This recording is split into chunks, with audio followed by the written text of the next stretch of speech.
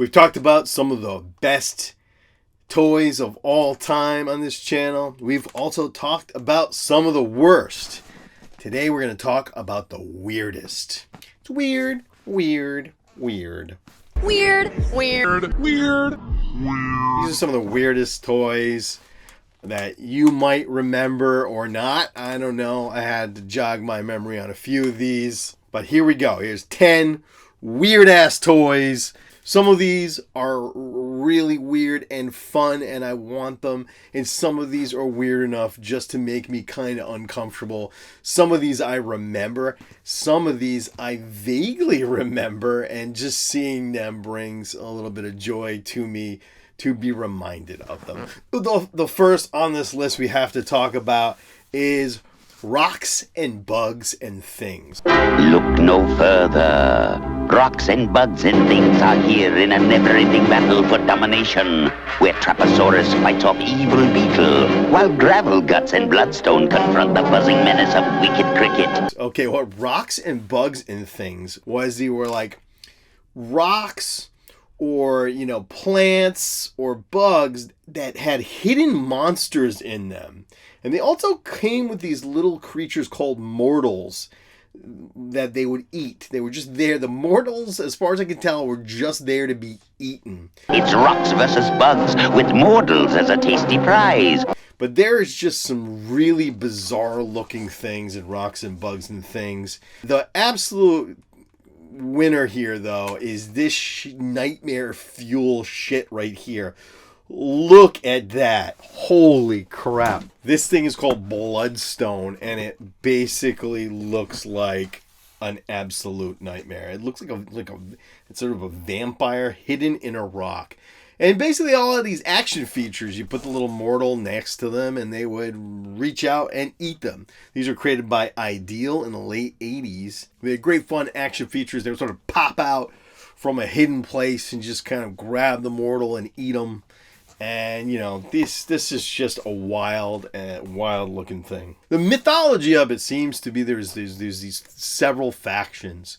What are they fighting for? Of course, you always have to ask the question with any sort of toy line, action figure line, what are they fighting for? Well, in this case, they're just fighting for the right to eat the little mortals. They look delicious. So, whatever. Looking at Bloodstone, that is going to make me, not go near rocks for weeks. Next in line, and we all know this, we all remember this one. I just want to bring it up because of just how freaking weird it is.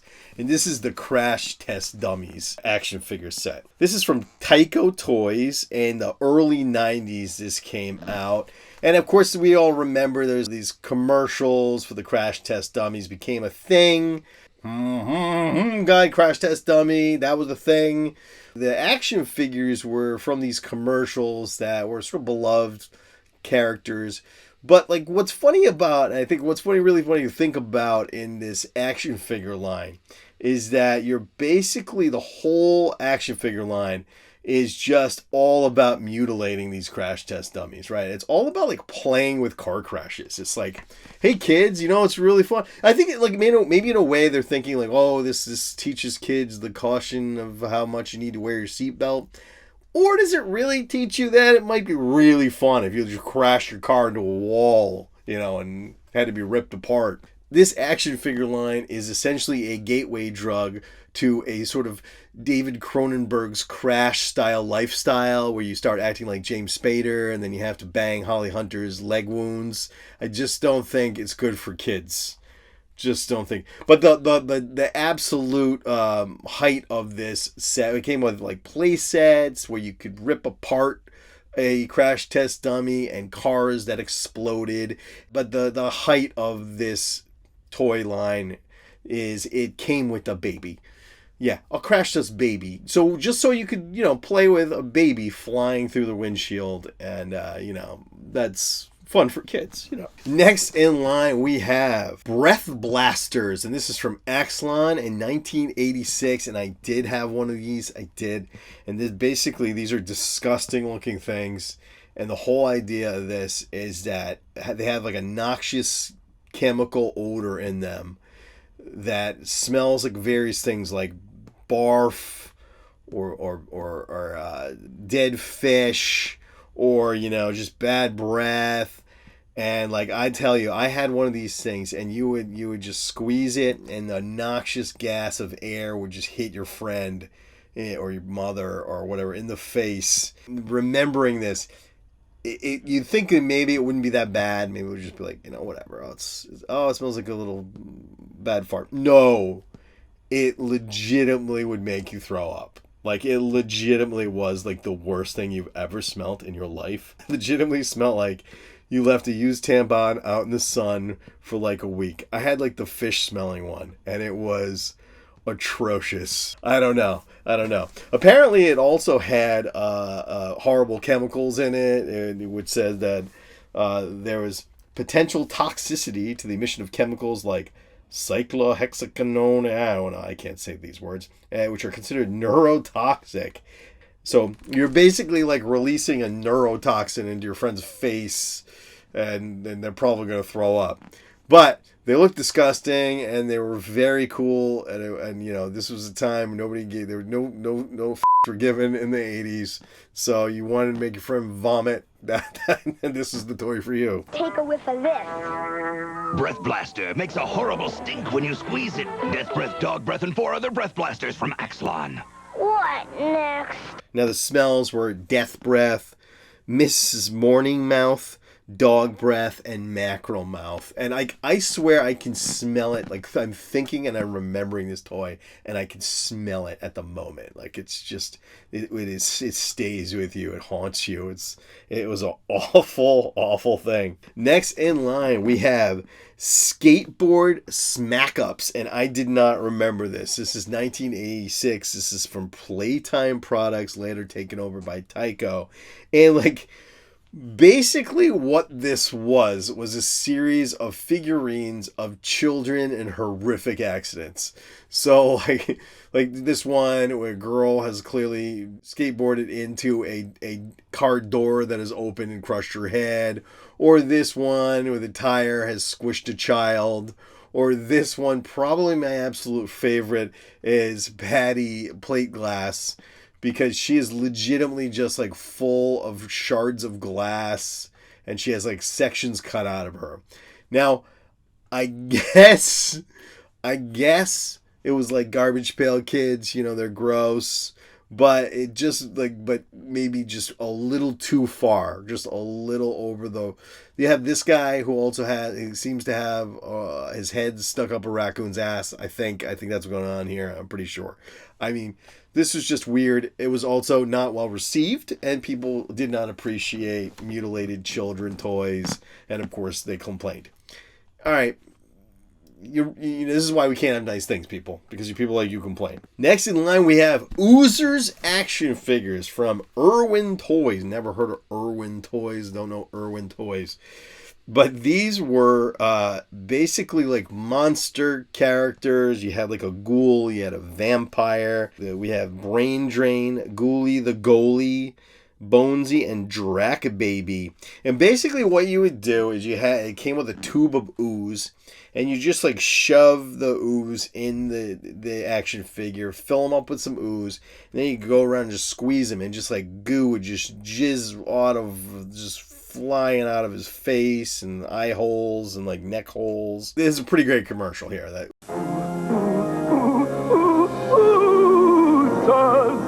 are the most monstrous and gross. If you love slime, then it's about time for Oozers. It's slime time. Oozers. The guy who did that is really into that. He's really into the Oozers. And he's loving his job right now. This has a big giant disclaimer at the back of the package, because these things just became dried, crusty things within 3 weeks of playing with them. So it has this big pharmaceutical package disclaimer here. Under normal play, the ooze will not harden inside the figure. If the figure is left for an extended period of time with ooze inside the chest, or if the legs are left off, then the ooze may harden. If this occurs, soak the figure in warm water to loosen the ooze. If oozing holes become plugged with dried ooze, squeeze the area around the holes to reopen. That's what she said. All right, that was too far. The Oozers concept would not die with Oozers, however. because later on in years we would get a toy that would become a massive success, surpassing Oozers, and this looks awesome. I do not remember. This is called Stretch Screamers, and these were basically monsters. They were kind of large. They were, wobbly looking, stretching creatures that look like Frankenstein or a ghoul or a mummy, and they had stretchable arms, and you could grab their heads, and a big bulb of goo would shoot out their eyes, and they had many different versions of them. This went on for a while. It was kind of popular, so there's several different versions here. We had one where you'd squeeze him and his brain would pop out of his head, and there was others where you could squeeze him so hard that the brain would actually just eject and shoot out of his head at you, and still others that would just, you came with an ooze and you'd fill them up and you'd squeeze them and they would just vomit out slime all over you. Gotta admit, I'm looking at these and I want to go and get some immediately. This stuff looks awesome. You squeeze them and an eye pops out. This is just disgusting. They were so popular they even had their own McDonald's line. Next in line we have a toy that I don't even want to talk about. These are called the Gorgeous Creatures from Mattel. And these are like a Barbie, but it's not Barbie. It's an animal head on a very buxom Barbie body. So you have a hippo, like a Miss Piggy type, which reminds me of Meet the Feebles. If you ever seen Meet the Feebles, it's like a weird Peter Jackson directed, semi-pornographic a Muppet movie. And that's what it looks exactly like. Now, a lot of times if you wanted to try to grab one of these Gorgeous Creatures dolls online today, the clothes will not be included. And so often what you will find is a basically nude hippo lady with giant knockers. And they didn't want to look, that's probably for the best. They didn't think the Barbie thing where you just got, you're nude and then your boobs don't have nipples and you got no business down there. They didn't think of doing that. So instead they put a corset on the hippo lady. It somehow makes it worse. And I'm really uncomfortable looking at this. I'm glad this line died. I really am, because it is hypersexualizing weird anthropomorphic people, monsters, whatever the hell they are. And it makes me uncomfortable. And we all know what happened with the bronies, right? We all know what happened with My Little Pony, which isn't even overtly sexualized. They're just they're ponies, basically, right? We all know what happened there. So if this had gone on for a while, there would be a whole group of weird fetishy shit going on with them, and I don't want any of that. But look at the rack. Why does the hippo have the rack? Such a giant rack. You didn't need. That's not. No kidding. You don't need that. No. This is the reason why we have furries today. This is one of the reasons. Those furries remember this toy. They had these toys, and now they're at a convention. Their parents have disowned them. It's not. But I'm not judging. I'm saying, hey, you do you. You do you. Not hurting anybody. Next in line, we have Pulsar. Now, Pulsar is from Mattel, late 70s. And this was the $6 Million Man was huge. And so they were trying to do more of these 12-inch figures that would fit in and try to take over that line, maybe fit in along with the... But they made him gross. They just made him gross. First of all, his fashion sense is terrible. The $6 Million Man, at least he got the sense to just a sensible suit, one color. This guy's all over the place with the colors. Second, you take his clothes off, which of course you're going to do. You always take his clothes off. And underneath, you can see his guts.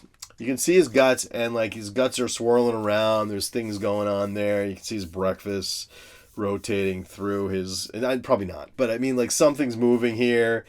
And then you could rip open his face, and he's is he human? Is he a robot? If he's a robot, because you could stick a disc in his skull, right? So you could have 2 discs. They're information discs. So you can give him his mission. And you just open up his face, stick one in his brain. But like, is he? If he's a cyborg, I don't think that works. I think he would be immediately killed. If he's not a cyborg and he's just like straight up robot, what's with all the brains and like why? There's no point. He also had a villain here who looked a lot like the Phantom of the Paradise, and you know, glowing parts, and it's just very, very weird. Next here we have blurp balls. Now this kind of looks like a play on Mad Balls, but you know what it is you've got like a gross looking monster of some sort. There's all kinds of blurp balls, right? So we've got Count Have a Heart, who's like a vampire, and he shoots out a heart out of his mouth, which is absolutely disgusting. A pig with like sweat, like looks like he's got, you know, those people, you're hanging out with somebody and they got like that white shit on the side of their like thing, and you're just hanging out there, and you just want to be like, get it off your face, right? But you can't because it's not polite. He's got like that on his, it's disgusting.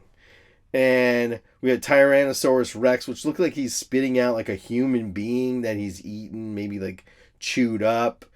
Bonesy Toss Teeth, who shoots out his gums and teeth. And Croaky Bugchuck, Biff Barf Ball, Retrorat Tomcat, Sharky Skull Squirt. You squeeze them and that little ball shoots out pretty forcefully. Like you can definitely hit somebody's nuts and take them out. But my biggest problem with this, which they're kind of awesome, admittedly kind of awesome, is you lose that ball and all you're left with is this. And that's don't you don't want that around. Keep that away from a kid going through puberty. That's all I'm saying. I'm just saying. Hey, the kid in American Pie, right? If you leave your kid with that blurp ball, I'm just saying, he's going to blurp in it. That's why they call it a blurp ball, okay? I'm pretty sure that's why they call it a blurp ball. What's wrong with me? Last, we have Gooey Louie. Gooey Louie is a nauseating game that you would play. Now, the whole idea of Gooey Louie is he has boogers in his nose, and you have to keep picking the boogers out and just pulling these long strands of just booger out of his nose. And if you pull out the wrong booger, his brain pops out of his head. This shit would give me so much anxiety as a child, because I remember my grandmother told me, I think I was like sticking my finger on my nose too much, and everybody does it, okay? And I think she was like, all right, if you do that, you know, there's this girl, she thought she was picking her nose, and she pulled out a hair, and it really was a vein, and then she died, she had a hemorrhage. So my grandmother told me that, and like I was like terrified of picking any kind of booger ever again. I just would go around with giant boogers plugging my nose just to not have a brain aneurysm because my grandmother made up that horrible story. I don't know if it's true. Is it true? Did anybody tell me? Did anybody ever die from picking their nose? Anyway, I'm still probably the best that she told me that, because I probably picked my nose a few more years. I wasn't the kid who was the nose picker, though. Right? Everybody had that kid, right? You had that kid. It was a kid. He was the nose picker. He picked his nose all throughout. We all did it. We all picked our nose. This kid picked his nose way too long. Like, way too long, we all noticed. And, like, he will forever be the nose picker. At your high school reunion, your 50th high school reunion, you'll go back. You'll be like, oh, it's the kid, the nose picker, right? That kid loved Gooey Louie. That kid was really into this. That was his favorite game. So, that's Gooey Louie. These are nauseating. I hope you enjoyed that little tour of some of the weirdest, grossest, and just mostly unappealing toys. Although I definitely want Rocks and Bugs and Things. I'm going back and getting some of those, and definitely want to have that baby car crash, that action. That is also, that's a must-have. And if you want any more weird action figure talk, check out this video right here.